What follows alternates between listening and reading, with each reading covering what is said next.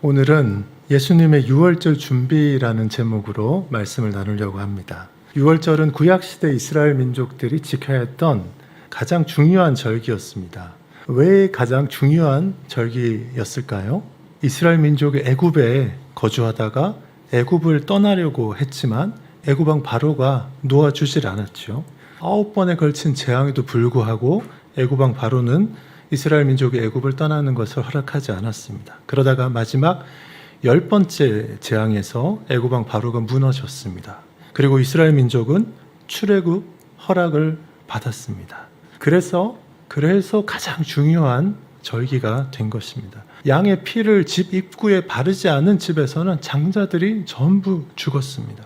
이스라엘 민족 모든 사람들이 자기 집과 자기 이웃의 집과 그 근처에 사는 애굽 사람들의 집에서 무슨 일이 일어났는지를 직접 목격했습니다.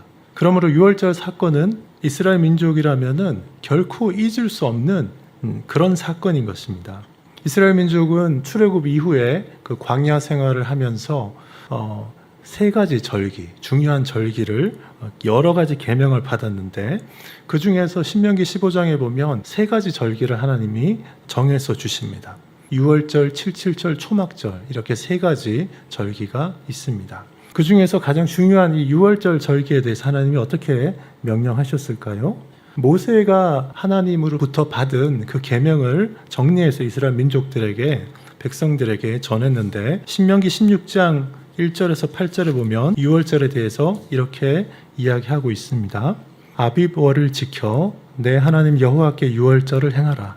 아비벌이라는 것은 출애굽하는 그 시점, 유월절이 있었던 그 시점을 첫 달로, 새해의 첫 달로 지켜서 행하라. 이렇게 하나님이 하셨다고 했죠. 지금으로는 3월, 4월 정도에 해당됩니다. 그렇게 하라고 한 이유는 이는 아비벌에 내 하나님 여호와께서 밤에 너를 애굽에서 인도하여 내셨습니다. 아비벌에 하나님 여호와께서 밤에 너를 애굽에서 인도하여 내셨기 때문에 이 아비벌을 지켜 내 하나님 여호와께 유월절을 행하라 이렇게 얘기하신 것입니다. 그리고 또 소와 양으로 유월절 제사도 드리고 유교병을 먹지 말고 무교병 곧 고난의 떡을 먹으면서 이 날을 기억하라 이렇게 또 말씀하셨습니다. 이는 내가 애굽 땅에서 급히 나왔습니다.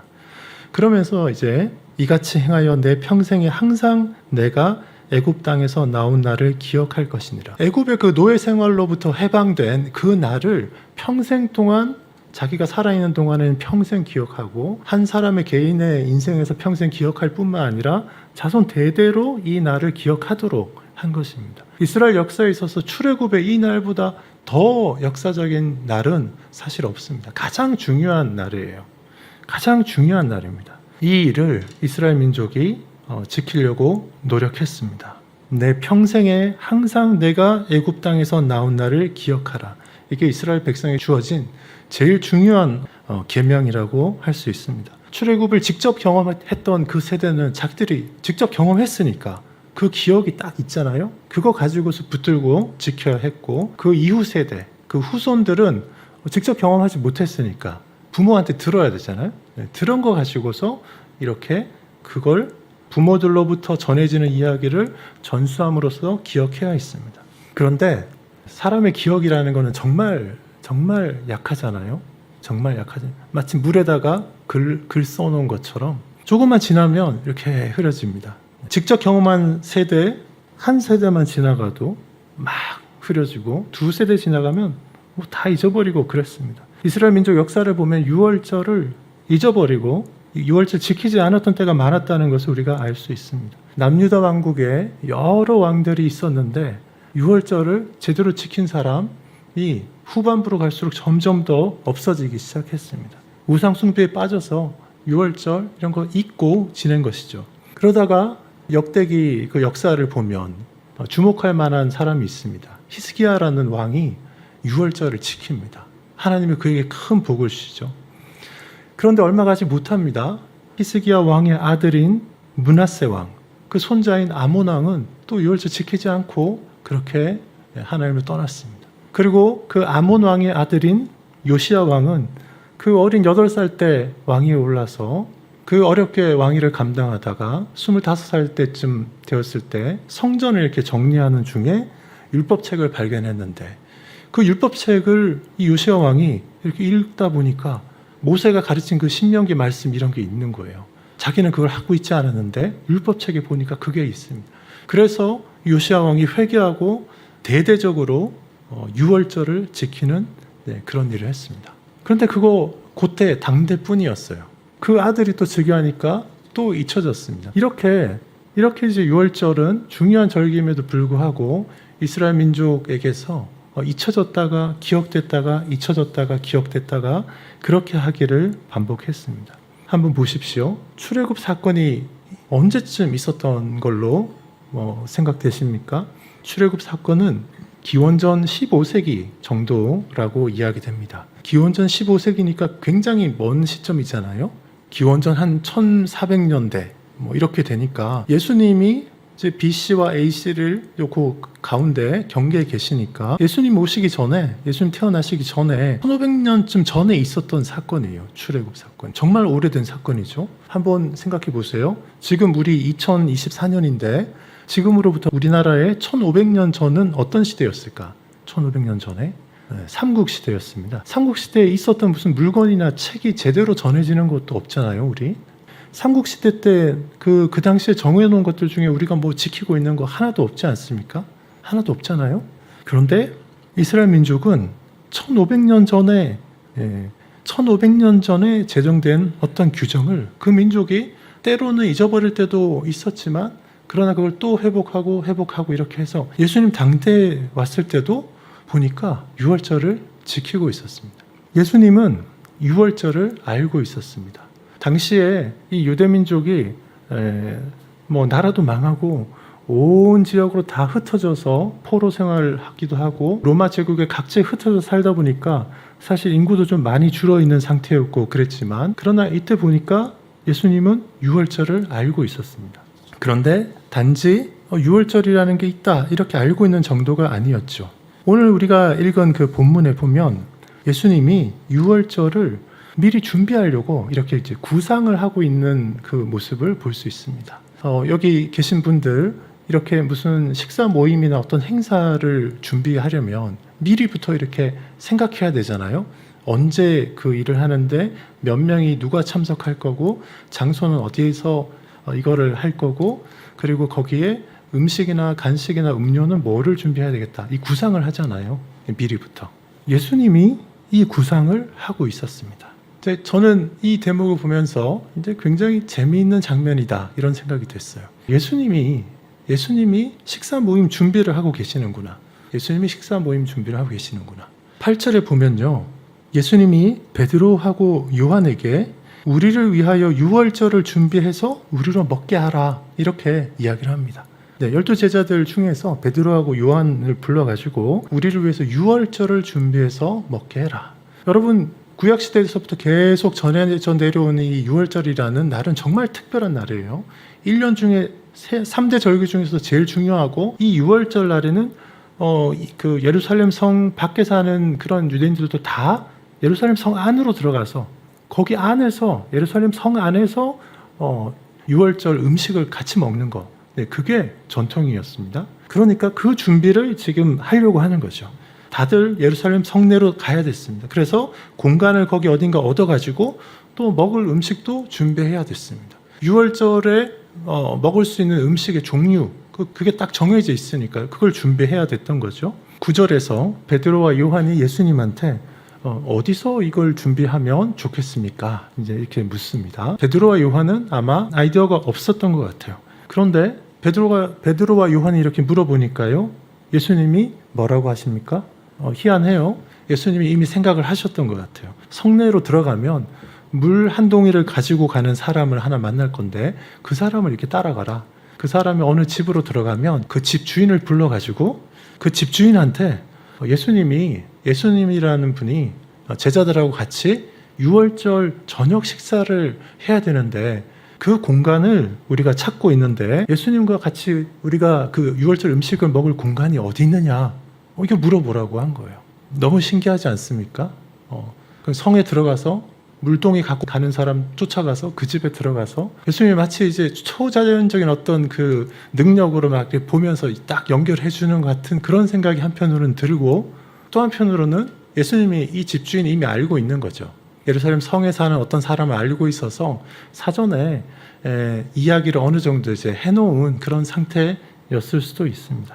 그렇게 그 집에 가서 주인한테 얘기하면 큰 다락방으로 안내를 해줄 것이다. 예수님이 그렇게 얘기하세요. 그러면 그 공간을 우리가 쓰게 될 테니까 거기서 유월절 음식을 먹을 준비를 하라. 이렇게 베드로와 요한에게 이야기를 했습니다. 베드로와 요한은 어디서 유월절 음식 먹을 것인지 계획이 없었어요. 사실 우리가 연말에 이런 송년회 모임 장소 정할 때 공간 정하는 게 제일 어렵지 않습니까? 예수님이 딱 정해 놓으셨습니다. 미리 생각을 하고 계셨던 거죠. 준비를 하고 계셨습니다. 다른 제자들이 생각 없을 때 예수님이 중요한 날을 위해서 준비를 하셨던 거예요. 너무너무 재미있는 그런 사실이었습니다. 제가 어제도 그 모임이 하나 있어가지고 식사 모임을 하고 이렇게 했는데, 어제 갑자기 원래 예정된 식당이 아닌 다른 식당으로 바뀌었어요. 이제 그러니까 이제 어제 모여가지고 다음번 모임을 정하는데 12월 초에 모이자, 이렇게 해서 송년회 겸 모이자 이렇게 됐습니다. 그러니까 이제 어제 원래 정했던 식당에 못 간 게 좀 아쉬웠던 분이 그럼 12월에 그냥 그 식당 가자, 이렇게 이제 한 분이 그냥 턱 이야기를 했습니다. 그랬더니 이제 다른 여러분들이 막 이분한테 막 타박을 주기 시작했어요. 그 모임이 얼마나, 송년 모임이 얼마나 이제 중요하고 그런데 그냥 아무 때나 가자고 하냐, 막 이렇게 얘기하고, 12월이면 송년 모임인데 송년 모임이면 무슨 삼계탕 먹을 게 아니라 스테이크는 먹어야 되는 거 아니냐. 그리고 또 이제 크리스마스가 다가오는데 무슨 크리스마스 행사도 거기에 준비해서 해야 되는 거 아니냐. 이렇게 얘기가 막 나왔어요. 그래가지고 그 몇몇 분이 우리가 알아서 준비하겠다, 이렇게 정리가 됐습니다. 준비가 필요하죠. 모임, 특히 이런 중요한 절기에 어떤 모임을 하려면 준비가 필요합니다. 예수님이 이 유월절 음식을 먹는 모임을 예전부터 미리부터 생각하고 계셨다라는 것이죠. 예수님이 즉흥적으로 그냥 이렇게 하신 일이 아닙니다. 이 유월절 식사 모임은 예수님의 공생의 사역 중에서 제일 마지막 부분에 있는 거잖아요. 그 다음날 예수님이 십자가에 달려 돌아가시는 그 일이 있는 그 날입니다. 그 날.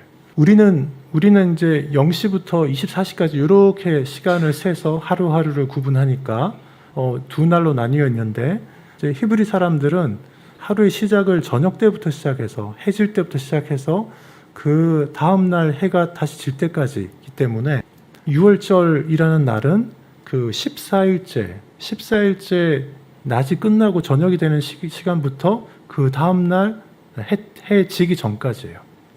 예수님의 사실은 십자가에 달리시기 전, 십자가에 달리시는 그날, 마지막 날 그 앞에 있었던 그 사건입니다. 유월절을 예루살렘에서 지켜야 한다는 규정이 있기 때문에 예루살렘 성내에 있는 어딘가를 이렇게 이제 물색해 둔 거라고 볼 수 있습니다. 이 진술 자체는 너무 이제 단순하게 이렇게 되어 있기 때문에 마치 기적과 같이 연결되어 있는, 이렇게도 볼 수가 있는데, 사실 뭐 이거냐 저거냐는 그렇게 중요하지 않습니다. 우리가 이제 주목할 것은 그리스도는 어떤 분이세요? 그리스도는 하나님이시잖아요. 그리스도는 전능하신 하나님이신데도 불구하고 우리 인류의 대속을 위해서 유한한 우리 사람의 몸을 취해서 성육신하셔 이 땅에 오셨습니다. 그리고 율법을 만든, 사실은 율법의 주인이신데도 불구하고 자발적으로 인간으로 태어나셔서 30여 년 기간 동안 율법 아래에서 모든 율법을 만족시키시면서 율법에 순종하셨다고 그렇게 기록되어 있습니다. 그리고 오늘 우리가 이 본문에서 보는 것처럼 그리스도는 사실 유월절을 만든 분이시거든요. 그런데도 어떻게 하시냐면 1500년 전부터 규례로 정해진 그 유월절을 지키려고 지금 열심히 노력하고 계시는 거예요. 이게 좀 이상하지 않습니까? 전능하신 하나님이신데요. 왜 이 유월절 행사 이거 지키는데 이렇게 막 신경을 쓰고 있을까요? 전능하신 하나님인데 그냥 확 구원하면 되잖아요. 확 구원하면 되지 않습니까? 말씀으로 확 구원하면 될 것도 같은데 그렇게 하지 않고 지금 유월절을 지키시려고 장소, 객실, 방을 잡으라고 이야기하고, 그리고 유월절 음식을 준비하라고 제자들한테 그렇게 얘기하고 있는 거예요. 왜 그럴까요? 확 구원하면 될 텐데. 우리가 믿음이 연약할 때는 막 그런 상상하죠. 하나님이 전능하신 분인데 그냥 확 하면 되지. 왜 이렇게 복잡하게 유월절 행사 준비하고 음식을 또 가려서 까다롭게 가려서 먹고 이렇게 해서 구원을 얻으려고 하는 것일까? 왜 그러냐 하면 하나님은 전지전능하신 분, 무한한 능력을 가지신 분, 정말 전능하신 분이신데 우리 사람과 관계를 맺으시고 이렇게 할 때는 우리를 그냥 기계처럼 생각하지 않으시고 우리랑 어떻게 보면 이제 이렇게 인격적인 관계를 가지고 소통하는 가운데 우리가 하나님을 이해해 주기도 원하시고 우리하고 굉장히 친밀한 교제를 갖기를 원하셨기 때문에 이렇게 하셨습니다. 그래서 하나님이 특별히 우리를 위해서 구원한 방법이 뭐냐 하면 언약이라는 방법, 언약이라는 시스템으로 우리를 구원하려고 하나님이 계획하셨습니다. 창세기 제일 앞부분에 가면 아담과 하와에게 창세기 3장 15절에서 이미 원시복음이라고 우리가 얘기하는 거 이렇게 주는데, 하나님이 아담과 하와에게도 먼저 약속을 주셨습니다. 언약을 맺으셨어요. 아담과 하와는 그 언약을 지키는데 실패했습니다. 그렇지만 하나님이 아담과 하와가 언약을 지키지 못한 것 때문에 아담과 하와를 그냥 멸망시키지 않으시고 곧바로 하나님이 아담과 하와를 구원할 수 있는 그런 새로운 언약을 또 주셨어요. 그 언약이 나중에 우리가 노아 언약, 아브라함과 맺은 언약, 다윗과 맺은 언약, 모세에게 맺은 언약, 이렇게 계속 그 언약이 새로워지면서 계속해서 이스라엘 민족에 적용되고 있는 것을 봅니다.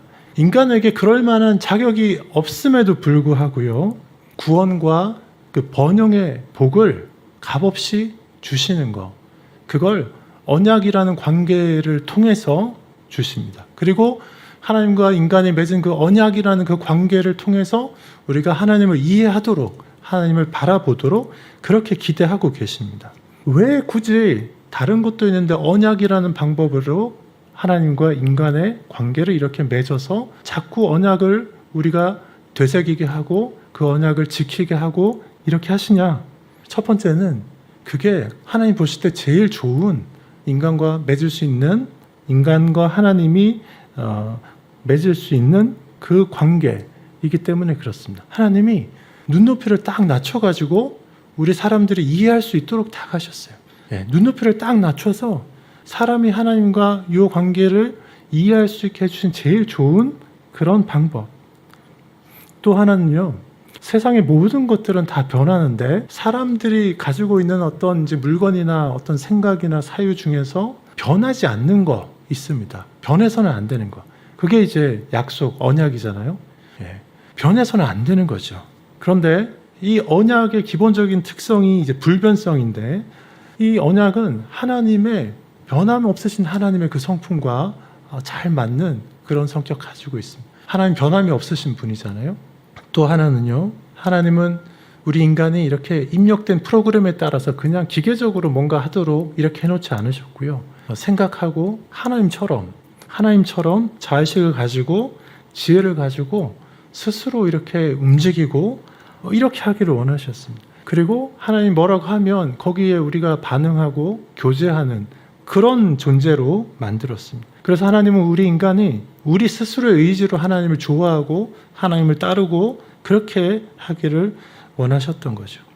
이런 것들이 작동할 수 있는 하나님과 인간의 그 관계를 가장 잘 구현할 수 있는 것이 언약이라는 그런 체계였습니다.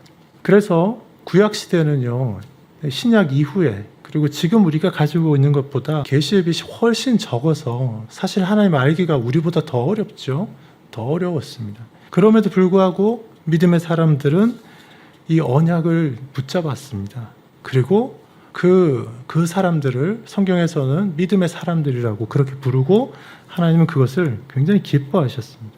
사람의 몸을 취해서 오신 예수님은 그 전까지 모든 인류가 하나님과 맺어야 했던 관계가 이제 어떠해야 했는지를 그 전형을 직접 지금 보여주고 있는 겁니다. 예수님은 철저히 유월절을 지키고자 하십니다.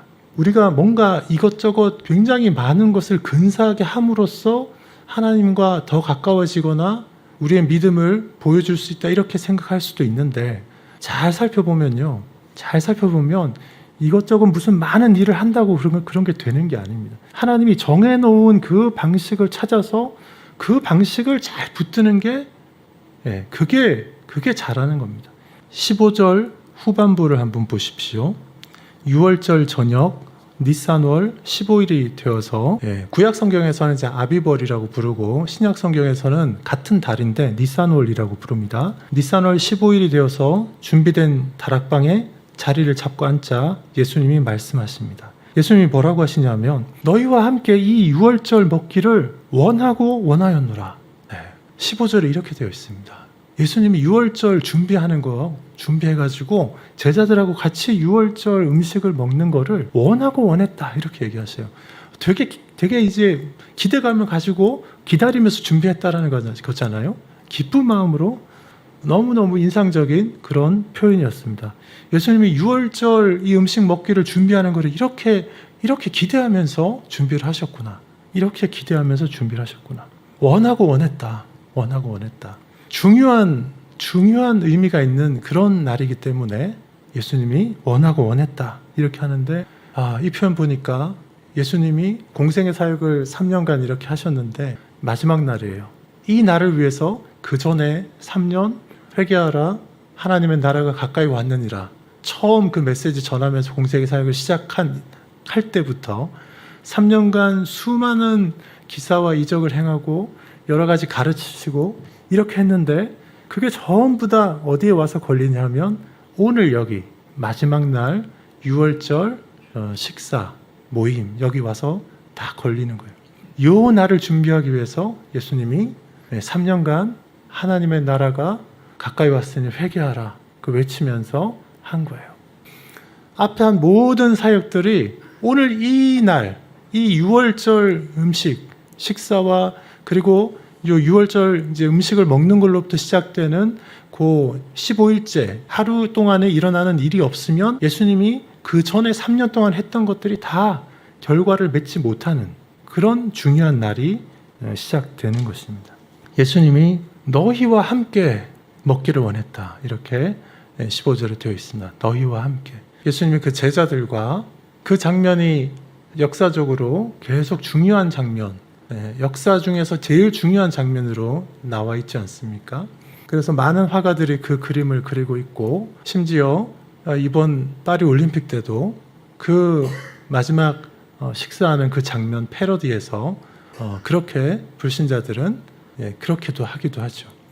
그게 중요한 장면이기 때문에 그렇습니다. 예수님이 얼마나 이 6월절 식사 행사를 기다렸는지 알 수가 있습니다. 제가 이 장면을 보면서 두 가지 이런 감정이 들었습니다. 예수님이 제자들과 이렇게 6월절 마지막 식사를 하기를 이렇게 간절히 원하셨구나. 모든 걸 이 날을 맞춰가지고 이렇게 준비하셨구나. 이런 생각을 한편으로 하면서 또 한편으로는 이제 마지막인데 그런 생각이 들었습니다. 모세 시대에 이 6월절 절기가 규례로 정해져서 1500년 동안 이렇게 이어져 왔는데 이제 예수님의 제자들과 함께하는 이 6월절 행사 이걸로 이제 구약시대 유대인들이 지켜오던 6월절 절기는 끝납니다. 이 날이 마지막이에요. 더 이상 6월절 절기를 지킬 필요가 없습니다. 더 이상 지킬 필요가 없습니다. 그 의미는 우리가 되새기고 새롭게 해야 되지만 그 양과 소를 잡아서 불에 구워서 먹는 그리고 무교병을 7일 일주일 동안 먹는 이 6월절 절기는 이제 더 이상 지킬 필요가 없어졌어요. 마지막이에요. 1500년 동안 지켜온 그 행사인데 요 날이 마지막이에요. 마지막. 여러분 생각해 보세요. 1500년 동안 이어져 오던 거를 이제 내년부터는 안 해도 돼요. 다른 사람들은 모릅니다. 예수님만 이걸 알아요. 예수님만 이걸 압니다. 너희는 모르지? 나는 아는데 이게 오늘 마지막이야. 이제 더 이상 6월절 이 절기 더 이상 지키지 않아도 돼. 나는 아는데 너희는 모르지? 이런 생각을 예수님이 하셨는지 모르겠어요. 그걸 아니까 예수님도 사람의 몸을 입고 있기 때문에 이 유월절 마지막 식사, 이건 마지막인데 이 제자들하고 이 사랑하는 제자들하고 이렇게 마지막 유월절 식사 정말 이렇게 기쁘게 해야지. 그리고 깜짝 놀래줘야지. 이게 마지막이라고. 그런 생각을 예수님이 하셨는지도 모르겠습니다. 예수님은 14절 전반부에 보면 내가 고난을 받기 전에 이런 표현이 또 나옵니다. 내가 고난을 받기 전에. 이제 해가 지면서 15일째가 시작됐습니다. 6월절 지키는 그 날이에요. 저녁이 되면서 시작됐고 아침이 밝으면 예수님이 잡혀가고 해가 떨어지기 전에 예수님이 십자가에 달립니다. 네, 그 날입니다. 예수님은 불과 몇 시간 지나지 않으면 잡혀서 본인이 죽음을 당할 것을 알고 계세요. 알고 계십니다. 죽음이 가까이 오고 있습니다. 예수님은 이번 6월절 절기가 구약 시대에 지켜온 마지막 해가 될 것을 아셨습니다. 그뿐 아니라 앞으로 더 이상 6월절 절기를 지킬 필요가 없는 시대를 열기 위해서 예수님 본인이 인류의 모든 죄를 영원히 대속하여 청산할 6월절 어린 양으로 드려질 것도 아셨습니다. 새로운 복음 시대가 열릴 것을 예수님은 아셨습니다. 그 시대는 예수님의 죽음을 통해서 오는 것입니다. 새로운 복음 시대, 새 언약의 시대, 이게 열리기 위해서 필요했던 것, 꼭 필요했던 것은 딱 하나입니다. 영원한 제사의 효과가 있는 진짜로 흠이 없는 어린 양이 하나 필요했습니다. 그 전까지 1500년간 드려진 흠 없는 어린 양이라고 했던 것들은 사실은 흠이 진짜 없는 게 아니라 하나님이 그냥 흠 없다고 간주해 주신 것이었어요. 그래서 그 어린 양, 그 가축 양을 드린 제사는 영원한 효과가 없었습니다. 하나님이 거저 우리가 이제 살펴보고 뭐 병이 없고 뭐 이런 거 그냥 양을 가져가면 그 정도 가지고서 하나님이 그래 이 정도면 흠이 없는 거야 그냥 간주해 주셔서 그냥 넘어갔던 것이죠. 정말 흠이 없는 어린 양은 1500년 동안 들여진 어린 양 중에 한 마리도 진짜로 아무런 흠이 없는 양은 하나도 없었습니다. 그런데 하나님이 그냥 그거를 흠이 없는 것처럼 여겨주시고 그렇게 우리를 용납해 주셨는 것이죠. 그런데 그 문제를 이제 완전히 해결할 수 있는 역사상 처음으로 전무후무하게 어떤 기준을 갖다 대어도 진짜 아무런 흠도 찾을 수 없는 그런 진짜 아무런 흠이 없는 어린 양, 진짜 완벽한 흠이 없는 어린 양이 6월절을 스스로 이렇게 준비하고 있는 것입니다. 진짜로 아무런 흠이 없는 어린 양, 그 어린 양이 누굽니까? 바로 스스로 지금 희생제사를 준비하고 있는 예수님입니다. 예수님이 이렇게 6월절 그 마지막 자기 몸을 드리게 되는 그 희생제사의 자리로 나가기 전에 마지막으로 제자들과 이렇게 이제 만찬을 하는데 그걸 원하고 원했다 이러지 않습니까? 원하고 원했다. 그런데 여러분, 당시에 이스라엘 민족의 지도자들이었던 대제사장들하고 서기관들은 6월절을 앞두고 뭘 하고 있었는지 아십니까? 오늘 우리가 읽은 본문 그 바로 앞부분에 보면 22장 1절, 2절을 한번 보십시오. 거기 보면요. 6월절이라 하는 무교절이 다가오매 대제사장들과 서기관들이 예수를 무슨 방도로 죽일까 궁리하니라. 이렇게 기록되어 있습니다. 여러분, 이스라엘 민족의 가장 중요한 그 절기가 다가오는데 민족의 지도자들이라고 하는 대제사장들하고 서기관들이 예수를 어떻게 죽일까 이렇게 궁리하고 있다고 합니다. 어떻게 죽일까를 궁리했어요. 여러분, 이게 뭡니까? 한두 명도 아니고요. 그 민족의 지도자들인데 대제사장들과 서기관들이요. 6월절 앞두고 예수를 어떻게 죽일까 궁리하고 있습니다. 이게 바로 죄인인 우리 인간의 실체입니다.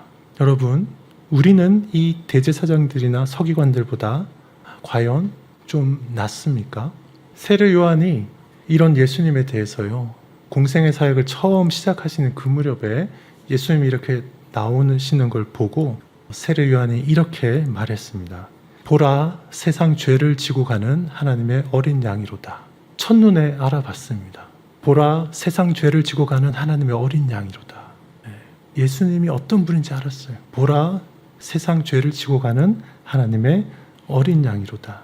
세례 요한은 예수님의 운명을 알았습니다. 예수님 본인도 자기 운명과 미래를 알았습니다. 3년 동안 열심히 사역하셨습니다. 예수 그리스도는 하나님이니까 그 마지막 죽음이 두렵지 않았을 것이다? 그렇지 않습니다. 마가복음 14장 34절에 보면 이렇게 기록되어 있습니다. 내 마음이 심히 고민하여 죽게 되었으니, 이렇게 기록되어 있습니다. 예수님도 사람이셨고 마음이 심히 고민하여 죽을 지경이었던 거죠. 그러나 땀방울이 핏방울이 되도록 기도하면서 성부 하나님의 뜻을 구했고, 그게 아버지 뜻이다 최종적으로 확인한 다음에는 평온하게 그 운명을 받아들였습니다. 그래서 예수님은 자신의 유월절을 그렇게 준비하셨습니다. 제자들과 함께 그 밤에 유월절을 영원히 대체할 수 있는 성만찬이라는 새로운 성례를 제정하셨습니다. 그리고 새 언약을 선포하셨습니다. 이제 더 이상 유월절 의미는 가져가지만 그 절기는 더 이상 지킬 필요가 없게 되었습니다. 이 땅에 사람의 몸을 취하여 오신 후에 평생의 사역 가운데 가장 중요한 준비가 오늘 이 장면에서 이렇게 이루어지고 있는 것입니다. 우리 예수님은 이런 분이십니다. 기도하겠습니다.